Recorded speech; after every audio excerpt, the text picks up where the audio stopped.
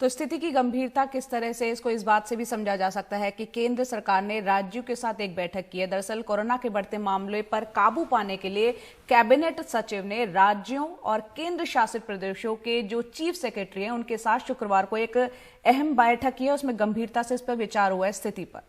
इस दौरान इसी बैठक में निर्देश दिया गया कि कोरोना को लेकर सुझाए गए उपायों को जमीन पर अमल में लाया जाए। वहीं फरवरी से अब तक कोरोना के रोजाना के मामलों में 10 गुना बढ़ोतरी हो चुकी है।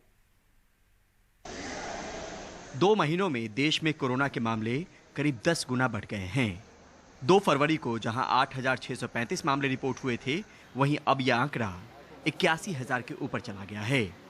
पिछले 24 घंटों में कोरोना के 81,466 नए मामले आए और 469 लोगों की मौत हुई। इस साल इसके पहले कभी न इतने मामले आए थे और न ही इतनी मौतें हुई थीं। पिछले 24 घंटों में देश में अब तक सबसे ज्यादा 36,71,242 लोगों को कोरोना का टीका लगाया गया। इससे पहले सबसे ज्यादा 34,28,000 लोगों को टीके का पुराना रिकॉर्ड था।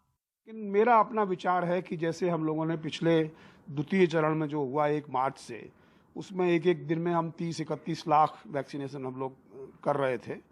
तो हमारा अंदाज है कि इस बार 50 लाख के आसपास प्रतिदिन वैक्सीनेशन हम लोग कर पाएंगे।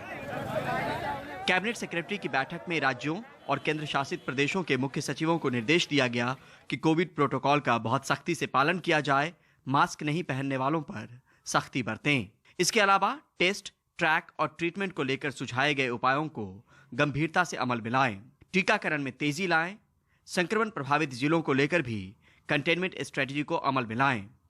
कोरोना से डरना भी जरूरी है और एहतियात बरतकर लड़ना भी। संक्रमण रोकने को लेकर कुछ काम हम आप कर सकते हैं और कुछ सरकारों को करना है, लिहाजा सहयोग भी जरूरी है और सावधानी भी। नई दिल्ली से परिमल कुमार, एनडीटीवी इंडिया।